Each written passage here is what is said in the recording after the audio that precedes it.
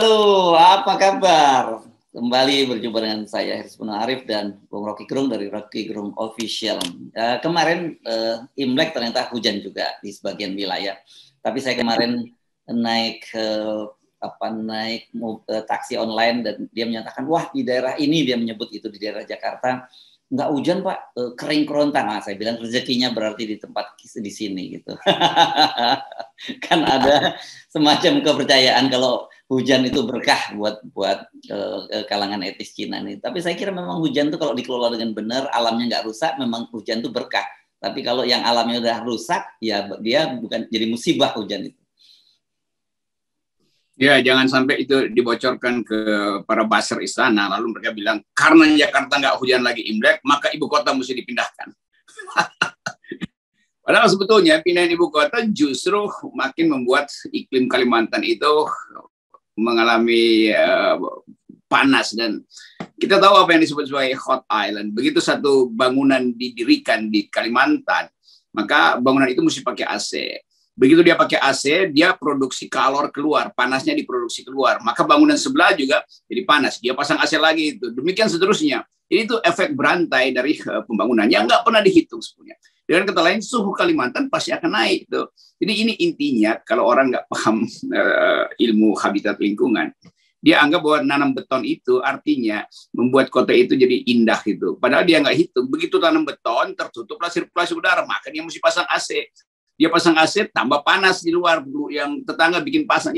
Itu efek entropi itu yang sebetulnya harus dimasukkan dalam juga judicial review untuk membatalkan ibu kota dungu itu. Oke, hati-hati nih, pakai kata-kata dungu lagi ya. Bisa.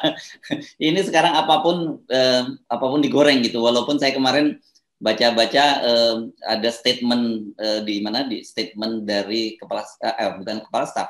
staf di KSP Ali Mohtar Ngabalin yang menyatakan bahwa mengapa ibu kota dipindahkan ke Kalimantan itu jangan semua apa-apa orang Jawa.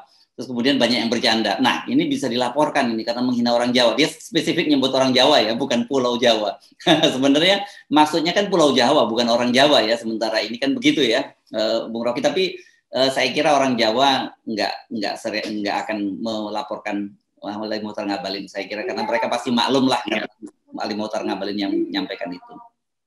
Ya orang ya nggak lah, orang Jawa nggak akan melaporkan orang dungu.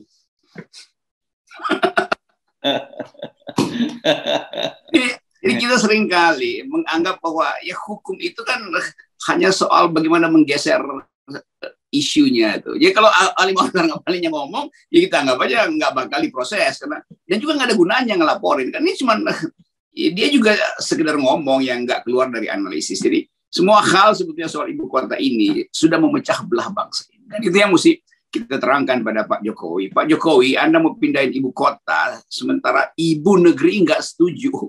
Dan itu intinya. Tuh. Jadi sekali lagi Ibu Pertiwi disiksa oleh ibu kota baru maksudnya. Nah, tapi saya kira dalam kasus Ali Mohtar Ngabalin, saya serius ya, jangan sampai hal-hal gitu juga kemudian orang ada yang memanfaatkan situasi ini untuk melaporkan. Karena saya kira kalau ada orang sedikit kepleset bicara kemudian dilaporkan, itu menurut saya itu akan menambah banyak beban persoalan kita makin berat gitu. Kecuali kalau orang-orang yang mempunyai intensi melakukan penghinaan, nah itu saya kira wajar dilaporkan. Tapi kalau cuma kepleset atau tidak paham dengan disampaikan, nggak usah lah gitu ya. Benar, dan berita tadi malam saya baca banyak berita bahwa Edi Mulyadi ditahan dan telah menyatakan diri dia akan hadapi proses itu. Nah pada saat yang sama kita tahu bahwa ada orang yang bergembira tuh rasain atau terima kasih polisi segala macam. Ini hal buruk bagi bangsa ini. Kita ingin bersahabat dan persahabatan itu tidak boleh terhalang hanya karena kesalahan narasi atau bukan kesalahan, sebetulnya kecelakaan naratif yang kadang-kala terucap. Tapi kalau kita baca intensi dari Edi Mulyadi, ya dia nggak memaksudkan untuk melakukan semacam bukan penghinaan tapi joke yang sebetulnya tidak pas. Dia hanya mau mengatakan bahwa ini ibu kota baru ini gua nggak setuju tuh, karena itu kemudian terlontar ucapan itu. Demikian juga Ngabalin. Ya, Ngabalin dengan Edi Mulyadi sama aja, hanya melakukan semacam kesalahan narasi. Jadi kita nggak perlu melaporkan Ngabalin, nggak perlu melaporkan Edi Mulyadi, atau bahkan Arteria sebetulnya kalau kita baca intensinya. Pada Arteria tentu ada soal lain, soal penipuan polisi itu. Pemalsuan itu harus dilaporkan itu, karena itu pejabat yang tahu hukum tapi justru melanggar hukum. Jadi keakraban kita hendaknya menuntun kita untuk menjadikan bangsa ini tumbuh di dalam sebut aja dalam harapan. Kalau sekarang kita nggak punya harapan lagi itu bahwa Presiden Jokowi mampu nggak untuk menyelesaikan masa jabatan terakhirnya, sehingga orang menganggap udah dah, daripada ribut-ribut mending percepat pemilu aja tuh. Nah kalau pemilu dipercepat, semua hal bisa masuk di situ, termasuk kekerasan mungkin bisa bertambah. Tapi saya selalu menghitung bahwa mungkin dengan percepatan pemilu ini selesai masalah ini. Karena begitu ada kepemimpinan baru, begitu orang dialihkan isunya ke ideas yang dibawa oleh pemimpin baru. Jadi kita sebetulnya perlu semacam koordinasi baru, shaping ideas namanya. Ide yang membentuk kita supaya kita selesai dengan pertengkaran primordial. Karena dunia lagi berupaya untuk tumbuh di dalam ide-ide besar, sementara Indonesia itu masuk di dalam kepicikan-kepicikan. Itu saya kira poin refleksi pagi hari ini. Iya. Nah, itu saya kira kita tidak akan bosan-bosan mengulang-ulang itu, karena itu adalah sebuah agenda besar sebenarnya, jauh lebih besar ketimbang misalnya memindahkan ibu kota. Dan kenapa? Karena kohesi atau keakraban kita sebagai warga negara itu memang sekarang ini betul-betul sangat mengkhawatirkan. Nah, berkaitan dengan pemindahan ibu kota negara, hari ini rencananya siang nanti ada sejumlah tokoh, Bung Rocky, akan mengajukannya ke judicial review ke Mahkamah Konstitusi. Itu ada Bang Abdullah Heha Mahwa. Kita tahu reputasinya beliau seperti apa gitu. Saya kira sebagai salah satu simbol atau pilar kejujuran di KPK gitu, sebagai Dewan Penasihat di KPK. Ada tokoh-tokoh militer seperti mantan Komandan Marinir Letnan Jenderal TNI Soeharto, kemudian ada mantan Kepala Bais Letnan Jenderal TNI Purnawirawan Yayat dan sebagainya itu, dan ada juga mantan Komandan Kopassus Danjen Kopassus Majen Sunarko. Jadi ini saya kira menarik untuk kita cermati, karena ini dianggap bertentangan dengan Undang-Undang Dasar kan gitu, diuji ke Mahkamah Konstitusi sekarang. Ya, saya mengerti itu, bahwa ada gairah untuk mempertanyakan, bukan karena nyinyir pada Jokowi, bukan. Karena soal ini memang tidak konstitusional. Gitu. Kita tahu bahwa seluruh persoalan yang hari-hari ini dari Omnibus Law segala macam, itu seolah-olah membypass etika bernegara. Gitu. Karena disodorkanlah pembenaran, ini udah diriset, ini udah ada semacam analisis akademis yang kita tahu itu bohong-bohongan semua tuh. Jadi sebetulnya kita tahu dari awal bahwa prosedur formalnya aja udah kacau, sama seperti Omnibus Law. Karena itu berhak untuk kita judicial review kan. Tapi bukan sekedar prosedur formilnya yang bermasalah, tapi juga substansinya juga memang ngaco kan. Kalau kita bayangkan misalnya seluruh teori yang akhirnya tumbuh di kalangan istana mengatakan bahwa itu akan memakmurkan rakyat Kalimantan. Itu ada gula-gula doang tuh. Karena 5 juta orang dari Pulau Jawa dipindahkan ke lokasi di Kalimantan yang hanya dihuni oleh 200-300 ribu orang, itu pasti akan menimbulkan penindasan ekonomi. Nggak mungkin 5 juta orang itu kemudian jadi minoritas, sementara yang 300 ribu itu atau 100 ribu bahkan penduduk jadi mayoritas kan. Jadi begitu terjadi pemindahan, begitu yang ada di penduduk aslinya menjadi minoritas. Jadi pasti akan terjadi disparitas lagi tuh. Ini yang disebut tidak berbasis pada keadilan sosial tuh. Di mana-mana begitu yang terjadi di Australia, begitu penduduk aborigin itu digusur, dibikin sinopsis bahwa nanti mereka juga akan bertumbuh kemakmuran. Enggak, itu pasti hilang tuh. Demikian juga kasus Amerika tuh, penduduk aslinya tuh langsung tertinggal bahkan secara ekonomi. Jadi hal yang kita ingin, kita justru mau membantu teman-teman di Kalimantan untuk memahami bahwa akan ada tekanan ekonomi itu sebagai akibat dari pembangunan ibu kota yang tidak berbasis pada kearifan lokal. Jadi seluruh soal itu yang ingin kita ingatkan, bahwa kita ini bangsa, jangan sampai pemindahan ibu kota itu justru menyebabkan penduduk asli itu makin tertinggal dan makin tersingkir. Di dunia banyak betul contoh. Jadi itu seperti yang ingin kita ingat. Ya. Oke, tadi Anda menyebut jumlah, maksudnya penduduk cuma 100 sampai 300 ribu. Itu yang maksud Anda adalah Kabupaten Penajam Pasir Utara ya, Penajam. Kota ya. Saya langsung tadi menggoogling dengan cepat, itu ternyata memang penduduknya itu pada tahun 2021 itu jumlahnya 185.022 jiwa. Ya. Nah, itu. Jadi gimana mungkin 182.000 itu mau bersaing dengan yang 5 juta yang secara sosial akan terjadi ketegangan. Ya, oke. Jadi bukan penduduk Kalimantan Timur, tapi penduduk Pasir Penajam, Penajam Pasir Utara. Nah, ini orang sering salah. Ini pasir, bukan pasir ya. Jadi istilahnya mesti kita pasir, dengan memahami semacam ini, kita juga jadi lebih paham persoalannya di situ. Oke. Jadi saya kira ini Mahkamah Konstitusi, saya kira nggak perlu lagi mempertanyakan legal standing-nya. Nah kan biasanya gitu, setiap kali kita berurusan dengan Mahkamah Konstitusi ditanya legal standing-nya apa. Saya kira sebagai rakyat Indonesia, mereka para tokoh-tokoh ini punya legal standing yang kuat karena mereka selama ini kontribusinya terhadap negara ini juga luar biasa. Apalagi kalau kita menyebut para senior TNI ini, mereka ini bukan hanya, jangan dipertanyakan lagi lah kalau mereka pengorbanannya kepada bangsa dan negara, nyawa mereka pun siap dipertaruhkan. Saya ngerti itu. Ini juga mesti kita terangkan secara kuat bahwa mempertanyakan legal standing itu konyol. Karena setiap penduduk Indonesia itu berhak untuk mengajukan judicial review terhadap soal apa aja. Justru Mahkamah Konstitusi yang mesti membantu, ya sebut aja, kan hakim itu harus bantu kita. Kalau kita nggak punya legal standing, dia bantu carikan legal standing. Begitu cara Mahkamah Konstitusi. Ini bukan pengadilan pidana di mana subjek hukumnya harus jelas. Dari awal, Mahkamah Konstitusi harus menganggap semua warga negara punya legal standing untuk isu apa aja tuh. Jadi cara pandangnya harus positif dulu tuh, bukan menghalangi. Kalau pertanyaan legal standing Anda apa itu? Itu dari awal menghina warga negara. Legal standing Mahkamah Konstitusi itu apa? Kan itu sama aja kan. Justru warga negara harus diasuh oleh Mahkamah Konstitusi. Di seluruh dunia, Mahkamah Konstitusi itu, hakim konstitusi bicara tentang paradigma, bukan bicara tentang status yang teknis. Jadi saya percaya nanti Mahkamah Konstitusi akan membantu untuk melengkapkan proposal judicial review itu. Kan itu bagusnya kalau Mahkamah Konstitusi menganggap ini juga masalah yang akan jadi besar di masa depan, termasuk kemungkinan presiden yang akan datang membatalkan, dan itu berarti akan ada ketegangan di depan, maka Mahkamah Konstitusi akan menolong kita untuk memperbaiki bahkan argumen hukumnya.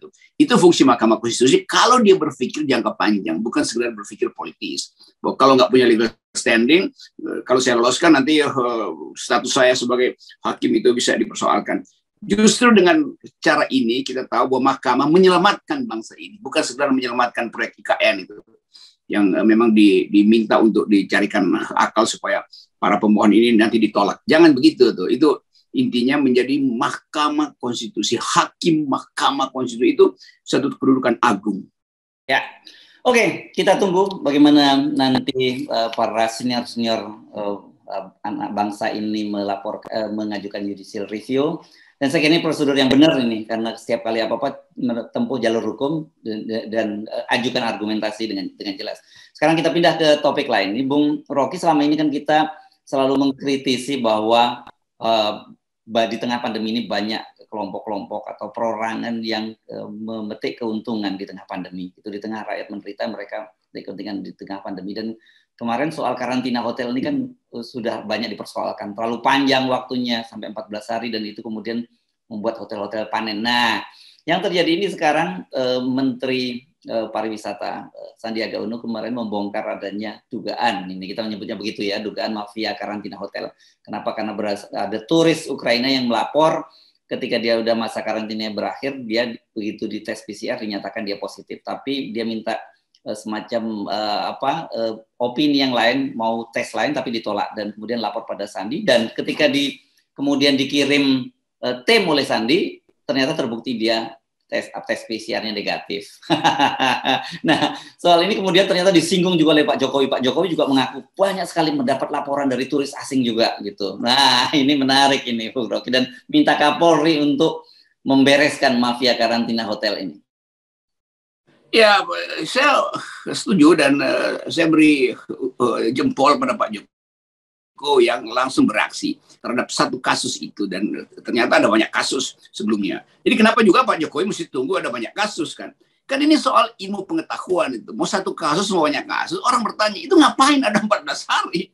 Memangnya epidemiologi nggak kasih poin bahwa inkubasi itu ya 4 hari, ada 3-4 hari, berarti ditunggu aja pada hari kelima itu. Jadi sebetulnya ini penghinaan pada ilmu pengetahuan sebetulnya. Tapi oke, Sandi adalah orang yang mungkin merasa bahwa ini ada yang nggak masuk akal itu.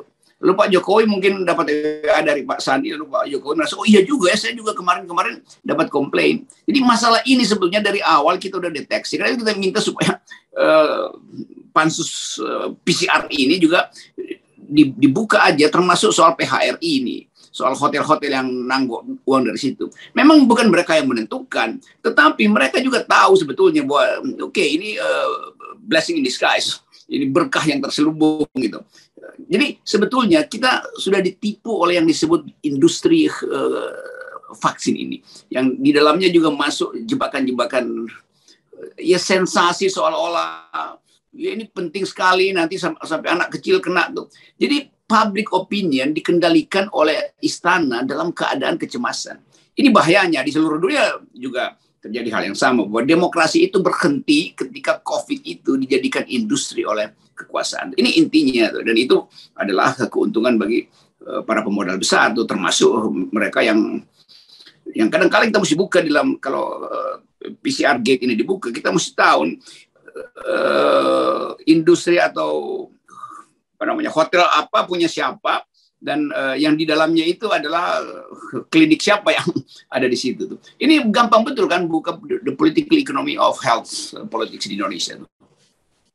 Sebelum melanjutkan perbincangan, saya mesti menyatakan kegembiraan saya karena ternyata Anda bisa mengapresiasi Pak Jokowi. Iya dong, kalau Pak Jokowi beri sesuatu yang membuat kepala kita bercahaya, ya bagus juga. Walaupun seringkali Pak Jokowi sebetulnya terlambat, ya oke lah. Saya juga agak terlambat memberi pujian. ini sekaligus membuktikan kepada para orang yang suka menyinyir pada Anda gitu, bahwa Rocky Gerung itu katanya hanya nyinyir saja pada pemerintah, terutama Jokowi. Jokowi nggak ada benernya, selalu salah gitu. Ternyata tuduhan mereka itu salah gitu. Dan kita selalu menyatakan bahwa sebagai media kita itu selalu bersikap objektif. Tetapi memang tugas media itu adalah mengkritisi, bukan menjadi humasnya dari presiden atau pemerintah. Kalau yang muji-muji terus presiden itu ya biar para humas atau yang sekarang perannya diambil oleh para buzzer, kan begitu mestinya ya, Bung Rocky. Iya, yang selalu salah justru para buzzer. Jadi Pak Jokowi udah jangan nguping dari buzzer aja tuh, itu dungu semua tuh. Nguping dari Sandi itu pasti benar tuh, nguping dari FNN pasti benar. Jadi tolong Pak Jokowi setiap pagi dengerin FNN, dan kita tahu bahwa persahabatan kita di FNN itu tidak akan terganggu. Persahabatan kita dengan Pak Jokowi tidak akan terganggu kendati FNN terus memberi kritik. Karena setiap kebijakan yang dungu ya pasti dikritik. Nah, ini adalah sinyal bagus Pak Jokowi paham bahwa di dalam industri karantina ini terlibat oknum-oknum yang memanfaatkan situasi. Jadi saya dukung Pak Jokowi, dukung bahkan 102% itu. Yang 2% saya kasih bonus buat buzzer-buzzer istana. Iya. Kalau 0% itu urusannya untuk presidensial. Oke, tetapi saat ini fakta menunjukkan seperti saya sejak awal tadi kita konstatir sejak awal bahwa memang betul-betul ini ada kelompok-kelompok, ada perorangan, ada kelompok pengusaha yang memetik keuntungan, bukan pengusaha bahkan pejabat juga yang memetik keuntungan di tengah pandemi. Dan saya kira fakta ini semakin membuka mata kita dari level atas sampai bawah itu terjadi. Ya, itu yang kita inginkan. Pak Jokowi juga lihat bahwa dari level atas sampai level bawah itu korupsi kebijakan berlangsung. Nah, mungkin dalam waktu-waktu terakhir ini Pak Jokowi banyak melakukan kontemplasi karena dia mulai ditinggalkan oleh menteri-menteri yang sibuk untuk nyari kekuasaan. Jadi saya ikut bersama dengan Pak Jokowi berempati terhadap bangsa itu. Itu pentingnya kita mendukung Pak Jokowi untuk membereskan mereka yang dengan mata hati batin Pak Jokowi bisa dia tangkap. Sebagai orang Jawa, Pak Jokowi pasti peka terhadap perubahan-perubahan psikologi kabinetnya. Tapi kadangkala saya paham bahwa culture politik Jawa itu selalu menunggu keadaan itu. Jadi saya kira saya mulai memahami mengapa Pak Jokowi mulai percaya bahwa ibu kota itu memang gagal karena dia ditipu juga oleh menteri-menterinya. Bahwa PCR itu dari awal sebenarnya bermasalah karena informasi nggak masuk pada presiden. Jadi mari kita bantu Pak Jokowi untuk melanjutkan kontemplasinya, meditasinya demi bangsa. Itu. Dahsyat ini, Bung Rocky pagi ini sangat bijak sekali. Ya, kita sama-sama ingin masuk di dalam keadaan tapa brata. Oh, dahsyat. Dan kita akan semakin apresiasi Pak Jokowi kalau beliau bergabung bersama kita dalam gerakan 0%. Dan sebenarnya dengan satu kerdipan mata Pak Jokowi saja itu akan selesai sebenarnya. Saya kira akhir-akhir ini Pak Jokowi seringkali mulai memikirkan masa depan dia di mana sebetulnya. Dan dia mulai mengerti bahwa 0% itu juga akan membuat bangsa ini lega, sehingga nggak akan menyalahkan Pak Jokowi. Kan selama ini seolah-olah Pak Jokowi salah melulu tuh. Sesekali saya harus mengatakan bahwa Pak Jokowi mampu untuk melihat secara mata batin apa sebetulnya problem bangsa ini. Oleh karena itu kita menghimbau Pak Jokowi meneruskan kontemplasi ini supaya dia mengerti bahwa 0% itu akan menyelamatkan bangsa ini. Jadi satu waktu Pak Jokowi akan diingat sebagai orang atau tokoh yang memulihkan demokrasi karena membawa kembali garis kompetisi itu dari awal, yaitu 0%. Itu hanya dengan satu purpose selesai masalah ini. Yes, oke. Terima kasih, Bung Rocky. Selamat menikmati hari Selasa. Dan jangan lupa, hari Rabu. Lupa hari, oke. Ya, Rabu. Oke, salam 0%. 0% jangan lupa, hari boleh lupa. Karena setiap hari adalah 0%. Dan juga jangan lupa diri, itu juga saya kira penting. Ya, itu pentingnya tuh. Karena diri kita ditentukan oleh keinginan-keinginan kita sendiri. Kalau keinginan kita buruk, maka diri kita jadi buruk. Ya, oke.